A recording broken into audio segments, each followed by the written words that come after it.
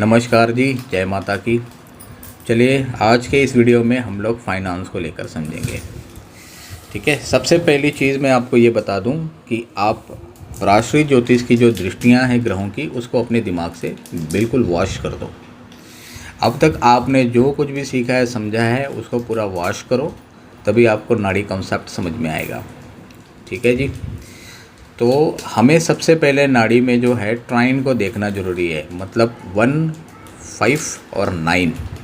ठीक है, 1, 5, 9 का संबंध। ठीक है, ये इम्पॉर्टेंट है, इसको सबसे पहले अपने दिमाग में फिट कर लीजिए आप।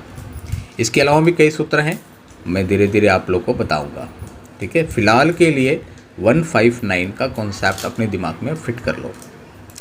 अब हमें ये देखना है फाइनेंस के लिए, फाइनेंस का कारक शुक्र है। ठीक है, शुक्र के दुश्मन कौन कौन होते हैं? तो शुक्र के दुश्मन हैं चंद्रमा, मंगल और केतु। ठीक है, तो यहाँ पर जो है शुक्र के ट्राइन में केतु और मंगल बैठे हैं। ठीक है, तो जो सीधा सीधा शुक्र से जुड़े हुए हैं, 1, 5, 9 का संबंध बना है, शुक्र यहाँ पर डैमेज है, खराब है। मतलब इस व्यक्ति की फाइनेंशियल कंडीशन अच्छी नहीं होगी, और होगी तो प्लैनेट्स को अलाइन करने के बाद हो सकती है। ठीक है, लेकिन क्या बिना कर्म किए हमको पैसे मिलेंगे, हमारा फाइनेंस अच्छा होगा? बिल्कुल नहीं होगा। उसके लिए हमको ये देखना है कि शनि कहाँ पर बैठा है। ठीक है, यहाँ पर इस चार्ट में मैंने शनि को 3 जगह पर रखा है, एक लग्न में, एक 5वें घर में और एक 9वें घर में। फिलहाल शनि के ट्राइन में तो कोई नहीं है। ठीक है, अब हम थोड़ा सा नाड़ी के पर्सपेक्टिव देखेंगे, नाड़ी के दृष्टिकोण एस्पेक्ट से समझने की कोशिश करते हैं। शनि एक राशि में 2.5 साल रहते हैं, 2.5 साल का गोचर होता है एक राशि का शनि का। ठीक है जी, हम अगर शनि को 2.5 साल के लिए 9वें घर में मानते हैं, ठीक है, और शनि को शुक्र का संबंध कहीं से नहीं मिल रहा, तो इसका मतलब क्या है कि आर्थिक स्थिति ठीक नहीं होगी। ठीक है, आर्थिक स्थिति जिस लेवल पर बंदा चाहता है उस लेवल पर नहीं मिलेगा उसको। अब शनि जब है 2.5 साल के बाद नेक्स्ट हाउस में जाएगा, मतलब 10th हाउस में जाएगा, तब उसको शुक्र मिलेगा। शुक्र फाइनेंस है, मतलब उसको फाइनेंस मिलेगा, मतलब वो धन कमाएगा। लेकिन क्या ये धन आसानी से मिलेगा उसको, ये देखना जरूरी है। क्योंकि जैसे शुक्र के ट्राइन में केतु और मंगल आ रहे हैं, उसी तरह जब शनि 10वें घर में जाएंगे तो शनि का संबंध भी मंगल और केतु के साथ बन जाएगा। ठीक है, और सामने से चंद्रमा की दृष्टि, ठीक है, जो पूरी तरीके से शुक्र और शनि को खराब कर रहा है। ठीक है, इस कारण से जो है जातक धन तो कमाएगा, लेकिन आसानी से नहीं मिलेगा उसको, बहुत संघर्ष करना पड़ेगा। ठीक है, धन का नुकसान होने की भी संभावना बनती है। ठीक है, क्योंकि चंद्रमा जो है वो नुकसान का कारक भी है। ठीक है, तो इस तरीके से आप अपने फाइनेंस की कंडीशन को समझ सकते हैं। एक और बात जो नाड़ी में देखी जाती है कि शनि जो है एक राशि में, जैसे हम गोचर मानते हैं 2.5 साल का, ठीक है, तो 2.5 साल एक राशि में गोचर करने के बाद एक भचक्र जो है शनि 30 साल में पूरा करते हैं। ठीक है, 30 साल के बाद वापस शनि जो है 9th हाउस में आ जाएंगे, उसके बाद शनि जाएंगे 10th हाउस में। इसका मतलब है अगला 30 साल का रिजल्ट जो होगा वो 10वें घर से स्टार्ट होगा। ठीक है जी, तो 10वां घर, 11वां घर, इस तरीके से शुरू होगा। ये नाड़ी कॉन्सेप्ट है।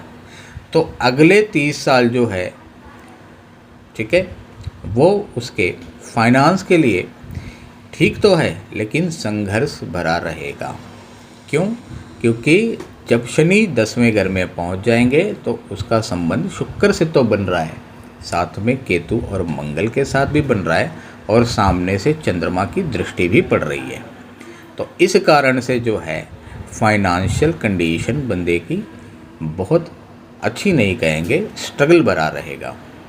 ठीक है, ऐसे केस में हमें मंगल, चंद्र और केतु को अलाइन करना होगा।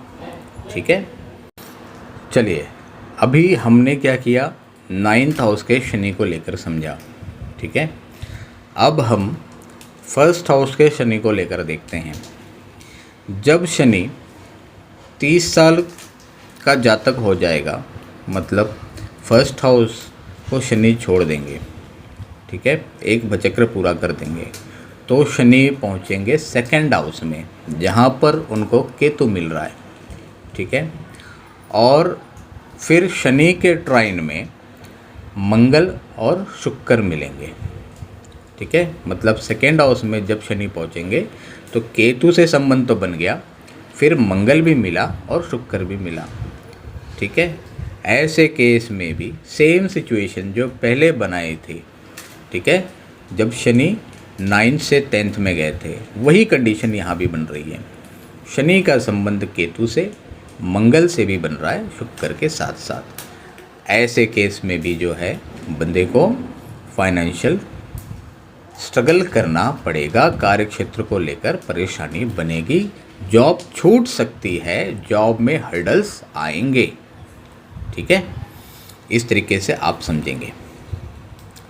अब आते हैं हम लोग 5th हाउस के शनि को लेकर। उसी प्रकार जैसे शनि 2.5 साल तक निकलेंगे, गोचर करेंगे, 2.5 साल का एक भचक्र पूरा कर लेंगे, 2.5 साल का, इसे 12 घरों का। उसके बाद शनि जब आएंगे 6th हाउस में, फिर शनि का ट्राइन बनेगा 1-5-9 वाला, जिसमें शनि को सबसे पहले तो 6th हाउस में मंगल मिलने वाले हैं, देन शुक्र मिलेंगे और फिर केतु। वही कंडीशन फिर निर्माण हो गई, फिर से बन गई। ठीक है, मतलब शनि डैमेज हो रहे हैं। तो फ्रेंड्स, जब शनि को मंगल केतु मिलेंगे, व्यक्ति के कार्यक्षेत्र पर बहुत बुरा असर पड़ता है। तो अब इस चार्ट में जो मैंने समझाने की कोशिश की आप लोग को, सबसे पहली बात तो फाइनेंस का जो कारक शुक्र है वो मंगल और केतु से डैमेज हो रहा है, साथ में चंद्रमा की उस पर नज़र है। ठीक है, इस वजह से इस बंदे को धन का नुकसान होगा, धन के लिए संघर्ष करना ही पड़ेगा, और कहीं ना कहीं जाकर जो है ये अपने पैसे कहीं ना कहीं फंसा सकता है, या इसके पैसे कहीं ना कहीं जाकर किसी न किसी तरीके से ये लॉस में चला ही जाएगा। ठीक है, क्योंकि चंद्रमा की नज़र सीधी सीधी पड़ रही है। और शनि को लेकर जो मैंने समझाया आप लोगों को, ठीक है, कि शनि जब भी मंगल और केतु से कनेक्ट करते हैं तो कार्यक्षेत्र में हर्डल्स आती है, परेशानी आती ही है। हाँ, तो आप लोगों ने ये देखना होगा कि आपका शुक्र चंद्रमा, केतु या मंगल से कनेक्ट तो नहीं हो रहा, ये देखना ज़रूरी है। आपका शनि केतु मंगल से कनेक्ट तो नहीं हो रहा, चंद्रमा से कनेक्ट तो नहीं हो रहा। ठीक है, क्योंकि जब चंद्रमा से शनि कनेक्ट होगा तो क्या होगा, आपको कार्यक्षेत्र को लेकर भागदौड़, अप एंड डाउन देखने पड़ेंगे। केतु से जब कनेक्ट होगा तो आपकी नौकरी छूट सकती है। मंगल से जब कनेक्ट होगा तो कार्यक्षेत्र में अड़चने आएंगी। ऐसे केस में ये होगा, आप काम करोगे 2000 का, मिलेगा आपको 500 रुपया। ठीक है, तो इस तरीके से फाइनेंशियल सिचुएशन को, फाइनेंशियल कंडीशन को आप अपने चार्ट के आधार पर इन सूत्रों को लगाकर देख पाएंगे, समझ पाएंगे। ठीक है, शुक्र के साथ जब चंद्रमा कनेक्ट होगा, कहीं ना कहीं जीवन में आपको फाइनेंशियल लॉस दे ही देगा। ठीक है, तो इस तरीके से फ्रेंड्स आप समझो इसको। मिलते हैं नेक्स्ट वीडियो में। जय माता की।